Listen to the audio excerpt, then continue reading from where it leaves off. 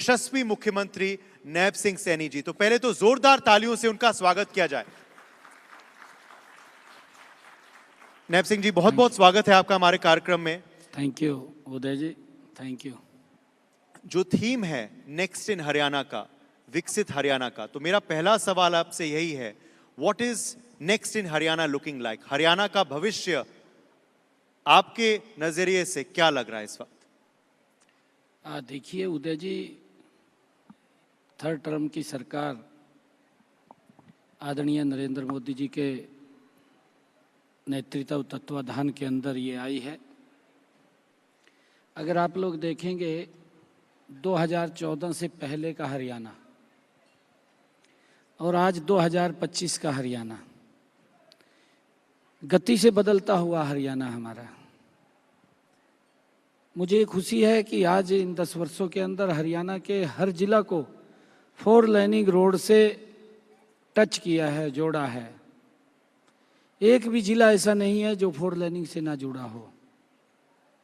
आने वाले समय के अंदर हमारा जो टारगेट रहेगा कि हरियाणा में जो कनेक्टिविटी दिल्ली के नज़दीक लगी है, एयरपोर्ट के नज़दीक लगी है, अगर हम किसी भी हरियाणा के एरिया से चलते हैं तो लगभग 2 घंटे 2.5 घंटे के अंदर एयरपोर्ट पे पहुंच जाते हैं। इस प्रकार की कनेक्टिविटी वो लग रही है। हमारा ये विज़न रहेगा कि हरियाणा के अंदर इंडस्ट्री वो लगे, इन्वेस्ट हो। उसके लिए हमने बड़ी एक रचना योजना वो बनाई है। अभी जो हमारा ये बजट सत्र चलने वाला है, इस बजट सत्र के अंदर भी हमने इससे पहले हमारे जो टेक्सटाइल इंडस्ट्री के पदाधिकारी थे, जो उनके एसोसिएशंस के मेंबर थे या इंडस्ट्री के हमारे एसोसिएशंस के मेंबर थे, इन सब लोगों से हमने इस बजट के अंदर भी प्री बजट को लेकर के चर्चा की है कि आने वाले समय के अंदर हम हरियाणा में इंडस्ट्री आए उसके लिए क्या कर सकते हैं। और उसके लिए एक अलग भी हमने बड़ी प्लानिंग की, हमारा इन्वेस्टर्स हरियाणा के अंदर आए, ताकि यहाँ पर जिस प्रकार का माहौल और जिस प्रकार का वातावरण आज हरियाणा के अंदर है, हर व्यक्ति ये सोचता है कि मैं हरियाणा के अंदर इंडस्ट्री यहाँ पर लगे और मैं यहाँ पर अपना कोई ना कोई इंडस्ट्री लगाऊं। उसके लिए सरकार हमेशा उसमें सरलीकरण करते हुए हम लगातार कि ज़्यादा लोग आए, उनको दिक्कत ना आए। चाहे हमने जो एक अपना अलग शेल बनाया है HPC हरियाणा जो को लेकर के, कि कोई व्यक्ति अगर single roof system, single window system उसको लेकर के अगर कोई एक एप्लीकेशन उसमें देगा तो उसकी पूरी NOCs के साथ उसका टाइम बाउंड तय करते हुए हमने वो तय किया है, ताकि कोई भी व्यक्ति यहाँ पर आए और उसको दिक्कत परेशानी ना हो। सरकार उसके हेल्प में काम करेगी ताकि यहाँ पर इंडस्ट्री को बढ़ावा मिले। उसको लेकर के हम पूरी रचना योजना हमारी बन रही है। हमारा एक टारगेट ये भी है कि हम हरियाणा के अंदर एक इन्वेस्टर मीट्स वो भी जल्दी ही करने वाले हैं, ताकि उसके लिए भी हम कुछ जो इन्वेस्टर्स हैं उनको हम यहाँ पर आमंत्रित कर सकें और यहाँ पर वो अपना इंडस्ट्री के अंदर वो लगा सके, इन्वेस्ट कर सके। उसके लिए हमारी रचना योजना पूरी।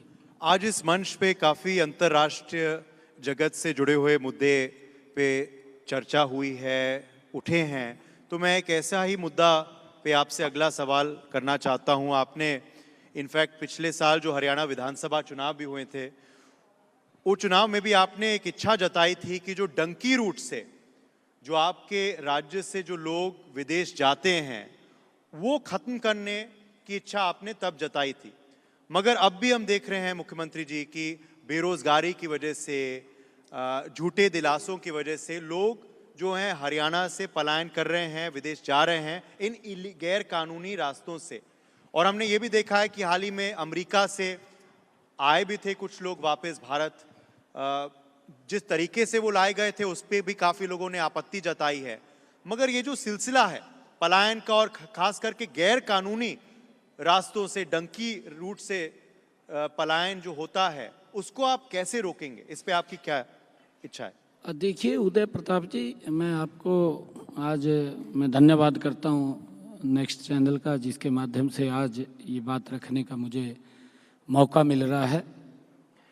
मैं हरियाणा प्रदेश के युवाओं से कहना चाहूँगा कि हम गलत रास्ता इख्तियार ना करें, क्योंकि उससे हमारे जीवन को भी खतरा है। हम गलत रास्ते से जाते हैं, कई कठिनाइयाँ हमारे शरीर को सहन करनी पड़ती हैं, कई बार दुर्घटनाएं भी हो जाती हैं और भयानक दुर्घटनाएं हो जाती हैं। ये रास्ता हम नहीं अपनाना चाहिए। हमने एक विदेश सहयोग विभाग उसका गठन किया है। उसके माध्यम से अगर कोई एजुकेशन के लिए बाहर जाना चाहता है, व्यापार के लिए बाहर जाना चाहता है, रोजगार के लिए बाहर जाना चाहता है, हमने उसके ऊपर पूरी एक योजना बनाई है। उसके ऊपर अप्लाई करेंगे, सरकार उसके अंदर सहयोग करेगी। हमने कुछ युवाओं को भी बाहर भेजने का काम विदेश सहयोग विभाग के माध्यम से किया है, ताकि उनको कोई दिक्कत परेशानी ना हो, ना ही उनका पैसा गलत तरीके से खर्च हो। उनका जो हमने युवाओं को भेजा है, मात्र टिकट का किराया ही उनका लगा है, और उसके माध्यम से लगभग हमने जब से विदेश सहयोग विभाग बनाया है 350-400 युवाओं को हमने बाहर भेजने का काम किया है। और हम इसको और गति से बढ़ाने का काम करेंगे, जिससे कि युवा एक ठीक रास्ते से अगर वो बाहर जाना चाहे वो बाहर जा सकता है। मैंने चर्चा भी की है उदय प्रताप जी कि हम अगर कोई रोजगार करना चाहता है, कोई बाहर व्यापार करना चाहता है, कोई बाहर एजुकेशन के लिए जाना चाहता है, तो सरकार एक ठीक तरीके से उसको बाहर भेजने का काम करेगी। उसके लिए हम लगे हुए हैं। और हमने जो इस प्रकार के डोंकी रूट से जो गलत रास्ते से बाहर जा रहे हैं या भेजने का काम कर रहे हैं, हमने उसकी भी कहा है कि इसकी एक बार जांच करिए, जांच करके देखिए कि गलत रास्ते से कोई बाहर ना जाए। और मैंने इस बात को भी कहा है कि पिछले दिनों कि उदय प्रताप जी, हम विधानसभा में इसके ऊपर एक एक्ट भी बनाने वाले हैं, ताकि बाहर जाने का जो एजेंसीज हैं या जो बाहर भेजने वाले लोग हैं, वो लोग कहीं ना कहीं सरकार के पास रजिस्टर्ड करें कितने लोगों को बाहर भेज रहे हैं, उसका बाकायदा रिकॉर्ड हमारे पास हो, और उस रिकॉर्ड से ही हम सारी जानकारियां कलेक्ट कर सकते हैं। कोई व्यक्ति गलत रास्ते से बाहर ना जाए, उसकी व्यवस्था हम कर रहे हैं। और जो बाहर रास्ता जो गलत रास्ते से भेज रहे हैं, उसके ऊपर भी हम उसकी जांच कर रहे हैं कि कौन कौन किस किस तरीके से बाहर भेजने का काम कर रहे हैं। हम एक्ट बना करके उसका एक कानून प्रक्रिया के अंदर उसको लेकर के आएंगे, ताकि कोई गलत रास्ता अख्तियार ना कर सके। आने वाले सेशन में ये दिख सकता है, आप ऐसा कह रहे हैं, मगर एक ऐसा कारण है जिसकी वजह से लोग विदेश जाते हैं, लोग आपके राज्य से बाहर जाते हैं, वो है बेरोजगारी। और प्रदेश के जो पूर्व मुख्यमंत्री हैं, कांग्रेस पार्टी के वरिष्ठ नेता भूपेंद्र सिंह हुड्डा, वो आरोप लगाते हैं कि हरियाणा जो है वो बेरोजगारी में नंबर 1 बन चुका है। क्या जवाब देंगे आप? देखिए उदय प्रताप जी, मैं अगर पूरे देश के अंदर बेरोजगारी की बात करूं, 6.6 मेरे ख्याल से लगभग इतनी फिगर है। हरियाणा की अगर हम देखें पूरे देश के अंदर 4.54 ऐसा मेरे ख्याल से बेरोजगारी दर है। अगर हम हिमाचल की जहां कांग्रेस सरकार है, अगर हुड्डा साहब ये बात कह रहे हैं, अगर हिमाचल की देखें तो 9.34 के लगभग है। मैं आंकड़े देख रहा था, 9.34 ऐसा कुछ होगा। बहुत नीचे हमारा स्कोर है हरियाणा का। अगर हम पंजाब का देखें, पंजाब के अंदर भी 7 पॉइंट कुछ है। तो लगातार अगर पड़ोसी राज्यों के बारे में आंकलन करें, हमारा हरियाणा बेरोजगारी के मामले में आंकड़ों के उसमें, क्योंकि हमारी जो एजेंसी है केंद्र सरकार की, वो आंकड़े तय करती है और उसके आंकड़े वो आते हैं, उसके अनुसार ही हम उस जो सर्वे करते हैं, सर्वे के आधार के ऊपर हमारे पास फिगर आती है। उस फिगर के अंदर हम 4.34 के ऊपर हैं, इतने आंकड़े हमारे हैं। परंतु लगातार जिस प्रकार का दुष्प्रचार विपक्ष के द्वारा किया जा रहा है कि बेरोजगारी फैल गई है, बेरोजगारी फैल गई है। मैं अभी विधानसभा के जस्ट हमारे हरियाणा के अंदर उदय प्रताप जी चुनाव हुए हैं, चुनावों के अंदर किस प्रकार का वातावरण विपक्ष ने खड़ा किया, दुर्भाग्यपूर्ण है। विपक्ष ने इस प्रकार से लोगों के बीच में जाकर के वोट मांगने का काम किया कि मेरे हिस्से में तो 2000 नौकरी आती है। इन्होंने अपने मैनिफेस्टो के अंदर कहा था, घोषणा पत्र में कहा था, इनका घोषणा पत्र होता है, उस घोषणा पत्र में इन्होंने घोषणा की कि हम 2 लाख नौकरी देंगे। 2 लाख नौकरी घोषणा पत्र के अंदर घोषणा करते हैं और इनके विधायक इस प्रकार से वोट मांगते हैं कि मेरे हिस्से में 2000 नौकरी आती है, आप मुझे वोट दें, मैं अपने हिस्से की नौकरी दूंगा। कोई बोलता है कि मेरे हिस्से में इतनी नौकरी आती है, मैं अपने हिस्से के अनुसार दूंगा। एक व्यक्ति इनका बोलता है कि आप मुझे 50 वोट दें, मैं ठूड़े के अनुसार नौकरी दूंगा। किस प्रकार से नौकरियों को नीलाम करने की प्रक्रिया, जो इनकी सोच थी, वो सोच 2014 में से पहले जिस प्रकार से नौकरियां हरियाणा में मिलती थी, पर्ची और खर्ची से मिलती थी, वो दोबारा फिर वातावरण हरियाणा में खड़ा करना चाहते थे।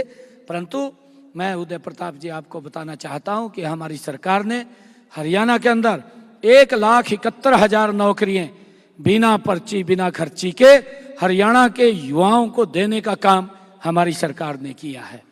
और मुझे खुशी है बताते हुए आपको कि हमने अभी अपने संकल्प पत्र में कहा है, आने वाले 5 वर्षों के अंदर हमारी सरकार हर वर्ष 2 लाख और बिना पर्ची खर्ची के हरियाणा के युवाओं को नौकरी देने का काम हमारी सरकार करेगी। उदय प्रताप जी, मैंने जैसा अभी बात भी कहा है कि हमारे हरियाणा के अंदर हम बड़ी इसकी प्लानिंग भी कर रहे हैं कि हमारे यहाँ इंडस्ट्री लगे, और उसके लिए हमने अपने संकल्प पत्र में ये भी कहा है कि हम 10 जिलों के अंदर IMT बनाएंगे। जिस प्रकार से खरखौदा IMT बना है और उसमें बड़ी इंडस्ट्री आई है, 18,000 करोड़ रुपए का इन्वेस्ट हमारा मारुति के अंदर आया है, रेलवे कोच फैक्ट्री आई है हमारी, और कई बड़ी इंडस्ट्री इसके अंदर आ रही है लगातार। हम और उसके अंदर प्रयास करते हुए आदरणीय प्रधानमंत्री जी के मार्गदर्शन के अंदर हम हरियाणा के अंदर 10 और जिलों के अंदर नई IMT लगाएंगे, जिस एक IMT के अंदर लगभग हमारा टारगेट है कि उस क्षेत्र के 50,000 युवाओं को रोजगार देना, ये हमारी प्राथमिकता होगी। और उसके अंदर हम लगातार इसके अंदर काम कर रहे हैं, और अब हम 3 गुना गति से, हमारी ये तीसरे टर्म की सरकार, नॉन स्टॉप सरकार, हम 3 गुना गति से काम करेंगे ताकि इस बेरोजगारी के ऊपर गति से हम और काबू पा सकें। इस तीसरे कार्यकाल पे मैं आऊंगा, मगर क्योंकि आज हम चर्चा कर रहे हैं नेक्स्ट के बारे में, तो नेक्स्ट इन हरियाणा में क्या कुछ आने वाला है ये हमें पता है, क्योंकि नगर निकाय चुनाव की वोटिंग आ रही है। नगर निकाय चुनाव इस वक्त चल रहे हैं हरियाणा में। पार्टी ने इस बार फैसला किया है, बीजेपी ने, कि आप अपने ही सिंबल पे प्रत्याशी जो हैं उतार रहे हैं, आप लोगों के बीच जा रहे हैं, प्रचार जोरों शोरों से चल रहा है। क्या लग रहा है इस वक्त, मूड क्या है नगर निकाय में, क्या होने वाला है बीजेपी का? उदय प्रताप जी, मैं पिछले लगभग 15 दिनों से हरियाणा के हर नगर पालिका, नगर परिषद और नगर निगम के अंदर मुझे जाने का अवसर मिला है। हरियाणा के लोगों का जो प्रेम, जो प्यार, जो आशीर्वाद जो देखने को मिल रहा है, मुझे पूर्ण विश्वास है कि जब दिल्ली के अंदर आदरणीय नरेंद्र मोदी जी के नेतृत्व के अंदर कांग्रेस नॉन स्टॉप तीसरी बार 0 पे आउट हुई है, हमें पूर्ण विश्वास है कि हरियाणा के अंदर भी जब 12 मार्च को रिजल्ट आएंगे, कांग्रेस पार्टी हरियाणा से 0 पे आउट करने का काम हमारे हरियाणा के लोग करेंगे। क्योंकि हमारी सरकार ने जो लगातार हरियाणा को बदलने का काम किया है, हरियाणा के इंफ्रास्ट्रक्चर को मजबूत करने का काम किया है। उदय प्रताप जी, अगर हरियाणा के हम बारीक से बारीक जगह पर भी नजर डाल करके देखें तो बदलता हुआ हरियाणा, गति से बदलता हुआ हरियाणा हमें दिखाई देता है। कांग्रेस तो अपने प्रत्याशी भी पूरे खड़े नहीं कर पाई, और जिस प्रकार का उनकी पार्टी के अंदर दवेश है, उन्होंने लिस्ट तो जारी करते हैं लोगों को दिखाने के लिए कि हमने स्टार प्रचारकों की लिस्ट जारी की है, एक भी स्टार प्रचारक कहीं हमें कार्यक्रम में करता हुआ दिखाई नहीं दिया। मैं इतने स्थानों के ऊपर गया हूं, कहीं कांग्रेस के अंदर कोई उत्साह, कोई जोश दिखाई नहीं दिया। उनका जोश और उत्साह बिल्कुल 0 हो गया है, और कहीं वो दिखाई नहीं दे रहे हैं। भारतीय जनता पार्टी कमल का फूल 12 मार्च को ये ट्रिपल इंजन की सरकार बनाने का काम करेगा। और ये ट्रिपल इंजन की सरकार 3 गुना गति से हरियाणा प्रदेश के विकास को और आगे बढ़ाने का काम करेगी। मैं ये पूरा देख रहा हूं और मैं अपील भी करूंगा हरियाणा प्रदेश के लोगों से आपके चैनल के माध्यम से कि वो विकास को वोट दें, क्योंकि ये सरकार गति से विकास करने वाली सरकार है। आप विकास का जिक्र कर रहे हैं, मैं एक और आरोप का जिक्र करता हूं जो कांग्रेस के एक वरिष्ठ नेता ने लगाया। कुलदीप शर्मा जी कहते हैं मुख्यमंत्री जी कि विकास कार्य करने की नीयत ही नहीं है बीजेपी की। देखिए उदय प्रताप जी, उनके पास कोई मुद्दा नहीं है। मुद्दा नहीं है तो झूठ बोलते हैं। झूठ बोल करके उन्होंने अपनी हाजिरी लगवानी होती है पब्लिक के अंदर, वो लगाएं। परंतु जब 100 दिन सरकार ने हमारी पूरे किए हैं, मैंने चंडीगढ़ के अंदर प्रेस के माध्यम से पूरे हरियाणा प्रदेश के लोगों से बात किया था। मैंने गति से ऐसे 18 संकल्प थे हमारे जो हमने अपने संकल्प पत्र में लिखे थे। 18 संकल्प जिसका हरियाणा प्रदेश के लोगों के जीवन में एक बड़ा बदलाव आया है। ऐसे संकल्पों को हमने पूरा किया है। 240 संकल्प हमने अपने संकल्प पत्र में लिए। 100 दिन के अंदर हमने 18 को पूरा किया। 10 ऐसे संकल्प हैं जो शीघ्र ही 2-4 दिन 5 दिन के अंदर वो भी शामिल हो जाएंगे, जिनकी आर्थिक और प्रशासनिक अप्रूवल आनी बाकी है, वो भी उसमें शामिल हो जाएंगे। 28 वायदे 100 दिन के अंदर पूरे हमने गति से किए हैं। और उदय प्रताप जी, ऐसे ऐसे विषय हैं, मैं आपको बताना चाहता हूं कि हमने अपने संकल्प पत्र में कहा था कि 8 मार्च के बाद जब ये रिजल्ट आएगा, 8 मार्च के बाद हरियाणा प्रदेश के अंदर जो भी किडनी का पेशेंट है उसको हॉस्पिटल में जाकर के डायलिसिस कराना पड़ता है। महीने में 2 बार, महीने में 3 बार, कहीं 4 बार भी वो डायलिसिस कराता था। 25 से 30 हजार रुपया उसका हर महीने खर्च आता था। हमने इसके अंदर आगे बढ़ करके काम किया। हमने कहा था, विधानसभा चुनाव में कहा था कि 8 तारीख के बाद भारतीय जनता पार्टी की सरकार बनेगी और जितने हरियाणा के सरकारी हॉस्पिटल हैं, मेडिकल कॉलेज हैं और हरियाणा के जितने भी पीजीआई हैं, उन सब में डायलिसिस फ्री होगा। आज 8 तारीख के बाद फ्री चल रहा है। मैंने उदय प्रताप जी एक बात और कही थी, कांग्रेस रोजगार देने की बात करती है।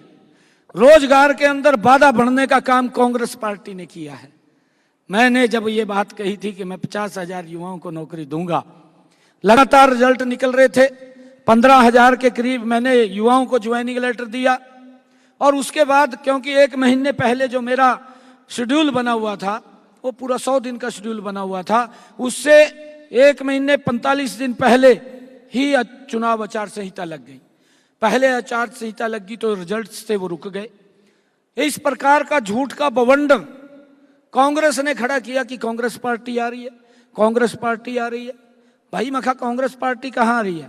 कांग्रेस ने तो भ्रष्टाचार किया है।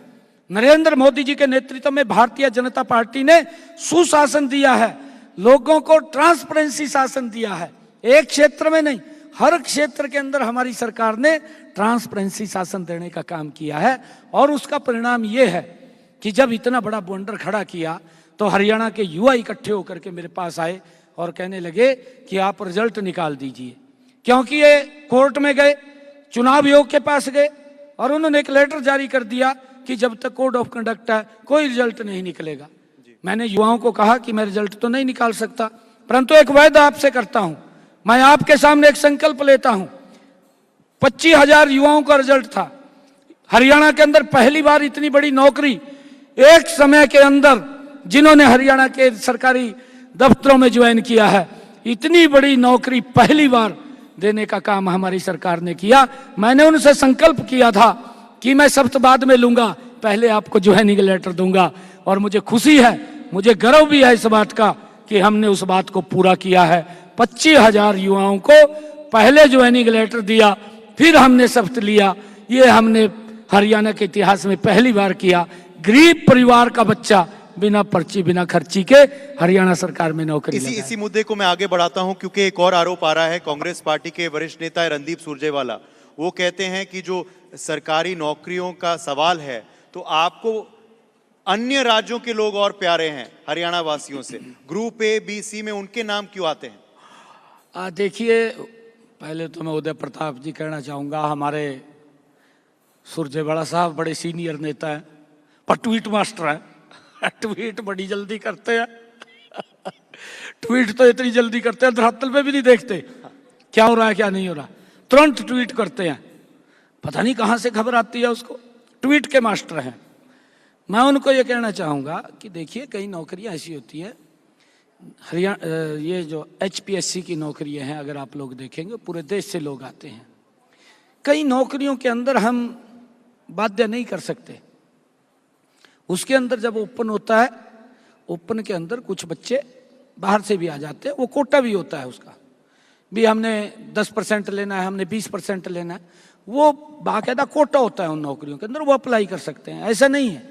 परंतु हमारे हरियाणा के बच्चे हरियाणा सरकार के अंदर नौकरी लग रहे हैं, वो पता नहीं कहाँ से जानकारियाँ इस प्रकार की रखते हैं।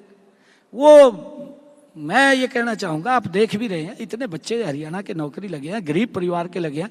एक भी गांव ऐसा नहीं है, अगर छोटा गांव है जिसके अंदर मात्र 1000-1500 आबादी है, उस गांव के अंदर से मिनिमम 5 बच्चे लगे हैं, और जिस गांव की आबादी लगभग 5000 से 10,000 है, उस गांव के अंदर 300 से 350 बच्चे लगे हैं। ये रिकॉर्ड है, हरियाणा प्रदेश के हर गांव का रिकॉर्ड है। ये पता नहीं कहाँ से जानकारियां कलेक्ट करता है। मैं तो यही बात आपको कह रहा हूँ कि ट्वीट मास्टर है, ये तुरंत ट्वीट कर देता है, इसको जानकारी एक और वो आरोप लगाते हैं, ट्वीट करते हैं कि जो पिछड़ा वर्ग है उसको भी आरक्षण देने का ठीक काम नहीं कर पा रही बीजेपी, कहीं ना कहीं शर्तों में झांसा दे रही है पिछड़ा वर्ग को। देखिए, मैं ये कहना चाहूँगा कि कांग्रेस के लोग इस प्रकार के आरोप लगाते हैं उदय जी, आज तक कांग्रेस पार्टी ने OBC को वोट बैंक के रूप में इस्तेमाल किया है। उनकी सुविधाओं की अगर कभी भी कोई बात आई, उसको इग्नोर किया है, उसकी फाइल को दबा दिया है। ये आप लोकसभा के अंदर राजीव गांधी जी की अगर आप डिबेट निकाल करके देखें, तो उस डिबेट के अंदर भी आधे घंटे की डिबेट है, खड़ा होकर के लोकसभा के अंदर इस बात का विरोध किया कि OBC आयोग नहीं बनना चाहिए। ये राजीव गांधी की डिबेट है, आप निकाल करके देखिए। चाहे जो हमारे रिपोर्ट आई है, जो रिपोर्ट OBC की जो 1992 के करीब में जब ये एक एजिटेशन चला था, उस एजिटेशन के अंदर, और चाहे शुरू में रिपोर्ट बनी है, उस रिपोर्ट को लेकर के, परंतु आप लोग अगर आप देखेंगे, मैं आपको बताना चाहूँगा, कहीं पर भी कांग्रेस पार्टी ने उन रिपोर्टों का सम्मान नहीं किया, उनको डस्टबिन में डालने का काम किया है। नरेंद्र मोदी जी ने आकर के OBC वर्ग को सम्मान दिया है, OBC आयोग बनाया, संवैधानिक शक्तियां दी, और उसके अंदर संवैधानिक शक्तियां आयोग नहीं बनाया, OBC के बच्चे आज केंद्रीय विद्यालय या नवोदय विद्यालय या सैनिक स्कूल के अंदर उनको 27% का आरक्षण देने का काम नरेंद्र मोदी ने किया है, और फर्स्ट क्लास और सेकंड क्लास की नौकरियों के अंदर भी नरेंद्र मोदी जी ने इस आयोग के माध्यम से 27% का आरक्षण देने का काम पहली बार OBC वर्ग को किया है। और मैं धन्यवाद करूंगा मोदी जी का।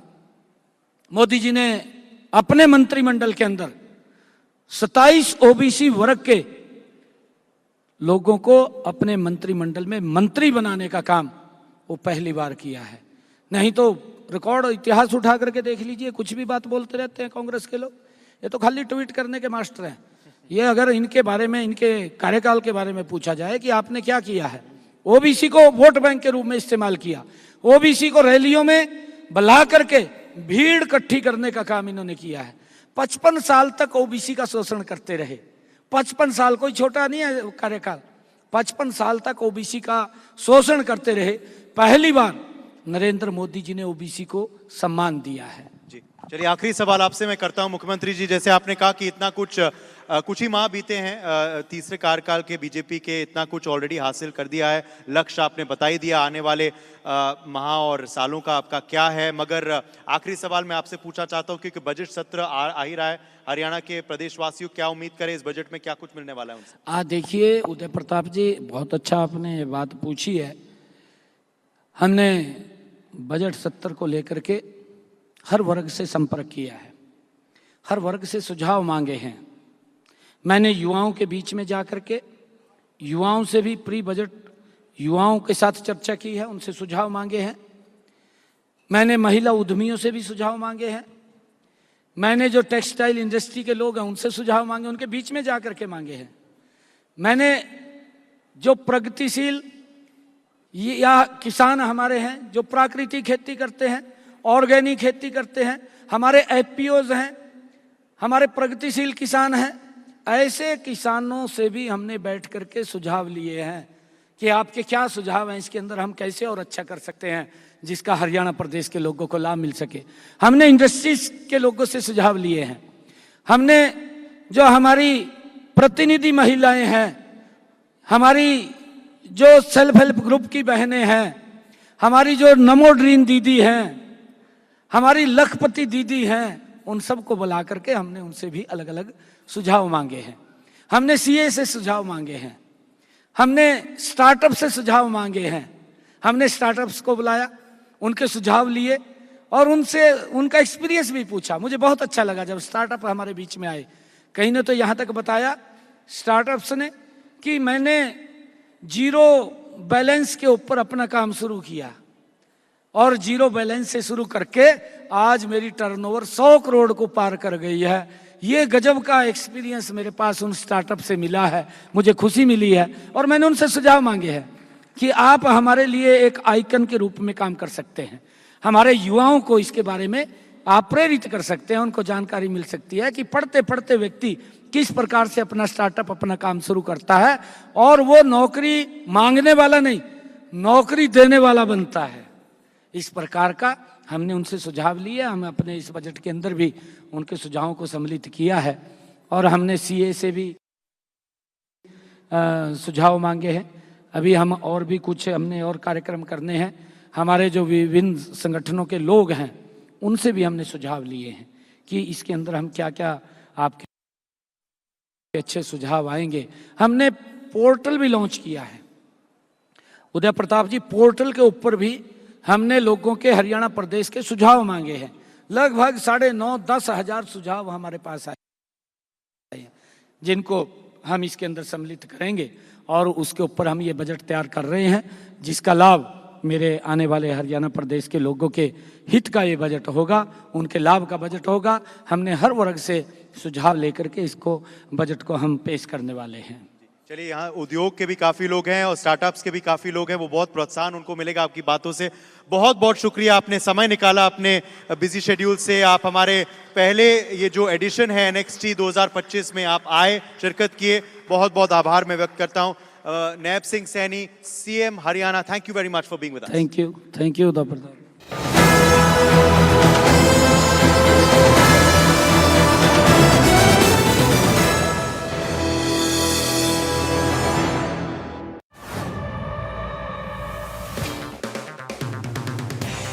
अगर आप बनना चाहते हैं एंकर या फिर आप में है जुनून एक तेज तर्रार न्यूज रिपोर्टर बनने का, तो आप ज्वाइन करें ITV इंडिया न्यूज और न्यूज़ का media school. ITV next media international school का कोर्स आपको मौका देता है देश के दिग्गज एंकर्स के साथ काम कर